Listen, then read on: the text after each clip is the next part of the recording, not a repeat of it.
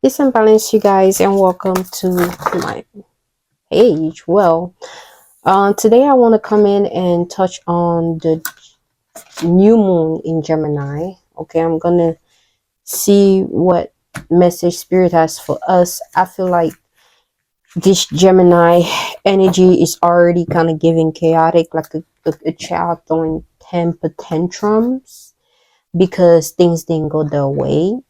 Um, like somebody like seeking some type of revenge or going to the extreme because things didn't go out their way. So I feel like this new moon in Gemini is opening eyes to just new ways that we can look at ourselves, if that makes sense. I feel as though a lot of us haven't been really honest and truthful about who we are. We haven't really looked at the man or the woman in the mirror. And I feel like this new moon in Gemini is going to call us to or push us to actually look at the man and the woman in the mirror and see where it is that where your shortcomings have been, if you actually been on the right path or not, if you actually been aligned or not, if you actually been doing what is right or not, and right and wrong is subjective. So just because you think something is right or wrong doesn't mean that universally or naturally is the same.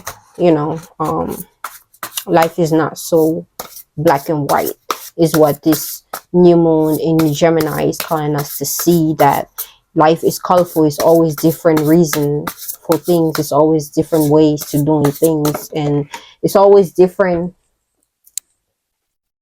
path and outcomes, and no matter what your plans are, your personal plans, there's always going to be a divine plan that's always going to be orchestrated and always going to be going in your favor. And it's up to you to trust that divine path by you trusting yourself, trusting your emotions, and being real with yourself, being truthful with yourself, actually being able to look at yourself fully naked, which is just seeing yourself with all your flaws and everything that you come with, and actually being able to be real with yourself about which part you've been playing in, when it comes to perpetrating certain behaviors or enabling certain things to come about.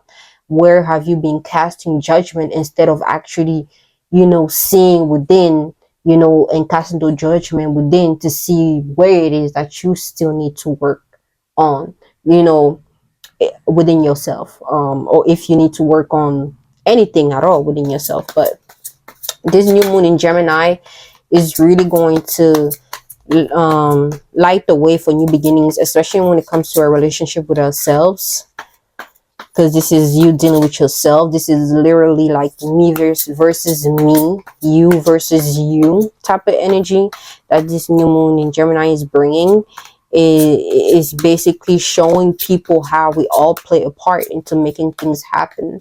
Like your actions, your reaction to things, other people's actions in reaction to things, they all play a part simultaneously. And it's just all about us being able to cast judgment in order to bring back balance, making things fair.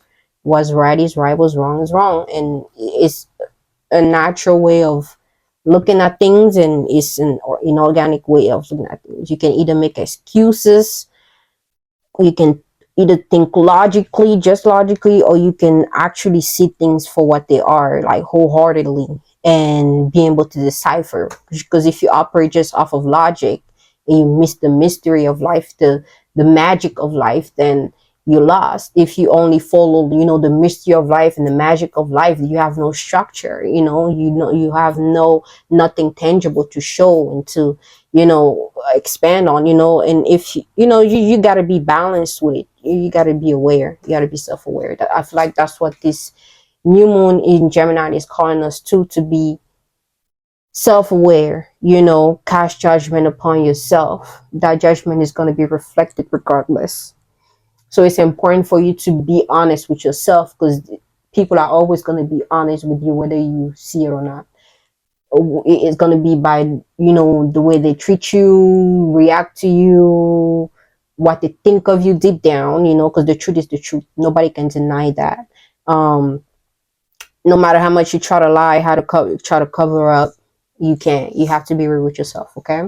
So now I'm gonna tap into the cards. I already pulled these cards right here. I'm gonna tap into the mystical, you know parts of it to see what spirits want us, whoever this may apply to know regarding this new moon in Gemini. Um, so the first card that we have home, which is number 31. And I'm going to take my time with this reading. I might have to do a part two. But this is part one. For whoever catches this, this message is going to be for you. And those that catch part two, that message may be for them. Either, or you can watch both. Either way. Take what resonates, leave the rest behind, like I always say. But with this card, we got home 31. The home is where the heart is. That's what Gemini new moon is bringing clarity in your heart. Okay, home is where your heart is. So you have to feel the love before you can call something your home, or you can feel comfort in something. If you don't feel the love, you will be in a constant state of survival or protecting yourself, because you're not feeling at home, you're not feeling comfortable, you're not feeling safe. So home is where your heart is, and your heart is with you at all time. So depending on the frequency of your heart will determine how it affects your environment. And this can also play the same with other people. That's why other people mood, energies, emotions, they can also affect and influence you.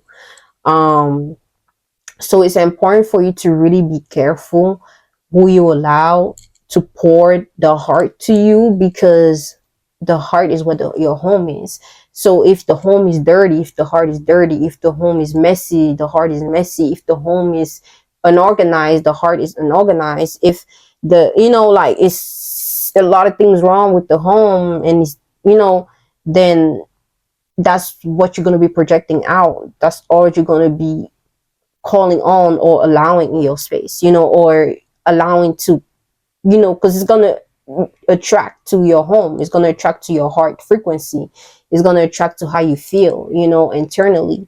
And this is calling you to really look within your heart and take care of your heart, take care of your home. Okay. Don't allow anyone to come in and create chaos or disorder within your home. This is your heart. You only get one heart, you only get one mind, one brain, right? So it's this for you to take care of. So when you start allowing too many people to come in and influence that part of yourself, then everything else will start to malfunction, and everything else will be chaotic around you. So I feel like with this card is calling us to really look within our heart, because the heart is where your home is at, and your home creates your environment. Your internal home creates your external environment. Okay. And then we have telepathy, transmission, perception, and communication. We have 22222 right here. And with this here, I'm getting some of you guys maybe coming into tapping into different aspect of yourself, and this can come through from a communication, whether it's you weren't talking as much before, now you're finding yourself talking more, communicating more, or you're being called to communicate, or just talk. Also knowing that there's many ways to communicate. You don't just have to communicate through words. You can communicate through sounds. You can communicate through energy alone. You can communicate through movement. You can communicate through paintings. You can communicate through art. There's different ways of communicating. So find the best way that you can communicate if you're having issue communicating at all. So start practicing these things in your own space and doing it consistently, so your body can get used to it, so you can get used to it. And when you step into that next step, when it comes to now integrating other people to witness this change within you, you allow yourself to push through and be fully open to the judgment, and breaking those barriers that weren't allowing you to fully be able to communicate around people or in general. Yeah, so with this telepathy card is calling you to, start feeling comfortable with yourself. That's all. Start feeling comfortable with yourself. Start feeling comfortable communicating with yourself. And, so you can gain that confidence within yourself, and you start activating that within you, so that when you go out in the world, you don't get too overwhelmed by society pressure or other people pressure or other people energy that probably been speaking in different many ways for the longest. And I probably more experienced in that area better than you. This may be for certain people, but yeah, just feel more comfortable within yourself. Okay. And then we have deep emotion, unknown feelings, past life influences. Okay. So right here, this new moon in Gemini is gonna fuel a whole lot of deep emotions, like a lot of emotion that you didn't know you had before. I'm seeing 333. But this is gonna fuel a lot of like emotion that you didn't know you had before, whether it was anger, sadness, pain, um love, happiness, whatever it is that you've been kind of like suppressing, that you didn't know you were suppressing because you're trying to carry on in the world and you're trying to do what it is that you need to do. I feel like it's going to bring more clarity into those unknown emotions that you thought you already got past it, you thought you're being resolved it, but no, like healing is a process. It takes actually you being comfortable and actually acknowledging that something is a problem, and you being comfortable within that problem, but also being able to pick yourself out of that problem and look at that problem and be like, I'm better than this, I'm greater than this. Now let me carry you out. You carry that low aspect of yourself out, and you do the healing work, whatever it is, whether it's crying, shadow work, going to counselors, to psychologists, or therapists, whatever it is that may work best for you, or whether it's talking to yourself or talking to God, or whatever it is that may help you tap into those emotions that you're not trying to, because it's going to feel a lot of vulnerability within you, and you're going to feel like you back in that space that you were before, when you're not. You've grown that space. You just acknowledging and facing that part of you. But if you don't face that part of you, it's always going to be there. And you not facing that part of you is you not wanting to talk to somebody about it, you not wanting to talk to God about it, you not wanting to do the healing work on it, because the moment the emotion comes, you want to wipe it off and say, oh no, you're strong, no, you got it, oh no, fuck that, whatever it is that you're trying to do to kind of like not deal with the heavy emotion that comes with it. That's you not facing yourself, and it's always going to be there, and it's always going to resurface, whether it's through your actions, reaction to things, just your mentality in general. So really be open to healing, and be open to just tapping into those unknown feelings, and noticing how past life people way of being things may have influenced you to do certain things or be a certain way, and actually be honest with yourself about your past, about these people and things, the past that may still be present in your life, or the past that may be in the future or may not be present, or the past that's still, whichever way, you got to acknowledge the past. And the past is carried through people. So if you see people for the past, and you're always being reminded of these things, how are you truly healing? How are you truly growing? Especially if these past things, past places, people put you in a negative space, or tend to put you more in a negative space. How are you truly growing? How are you truly evolving? You in a form of comfort in your own pain. You're in a form of comfort in your own trauma. And you have to really be real with yourself, and grow out of that, and do the work. Okay. And then we have the Nine of Pentacles. The Nine of Pentacles here is, I'm getting somebody who's like juggling their resources, or just somebody that has a lot of abundance, or they have a lot of money, so they feel as though they can just do whatever, when you could be investing into something. That's the message. That's for somebody out there. Okay. And I saw 444 as I said that. Okay. Be mindful. Okay. Just because you're coming into this much money doesn't mean now you can just spend it all. Okay. You have to invest. Bring greater assets, bring greater, more to you, more long lasting than you just spending your money on unnecessary things. Okay, if you don't need it right now, when you get the money, you probably don't need it right then and there. Remember that. Okay, if you don't need it right now, before you get all that money, think about where you had, how far you been, the things that you don't have right now that you been good without. If you don't need it right now, you don't need it. You won't need it when you get that money or whatever it is, right? So that means you can invest that money into something else that can bring you more. Okay, so be smart. And then we have the Eight of Pentacles. The Eight of Pentacles here is you managing your money, managing your finances, managing all the things that you've accumulated, all the wealth, the gold, all the things that you've gained, through your hard work, through, through the work that you've been putting in. So it's time for you to learn how to protect it, learn how to manage it, and also enjoy it. And that's the fruits of your labor. Okay, so I'm getting a lot of like money talk, a lot of investment talk. It's a lot of money going on. It's a lot of different business ideas, different money revenue, different you know just different ways of bringing in resources is what I'm seeing. And also somebody that has a lot of wealth. This can be monetary wealth, and this can also be, you know, esoteric wealth that can come in many ways. Many ways. That esoteric wealth can come at any place in time, regardless of where you at. Because you esoterically rich, you're spiritually rich. But when you just materialistically rich, or physically rich, that when it's taken away from you, it is much more harder for you to gain it back, because you focus so much on that material side of it, where it starts within you first.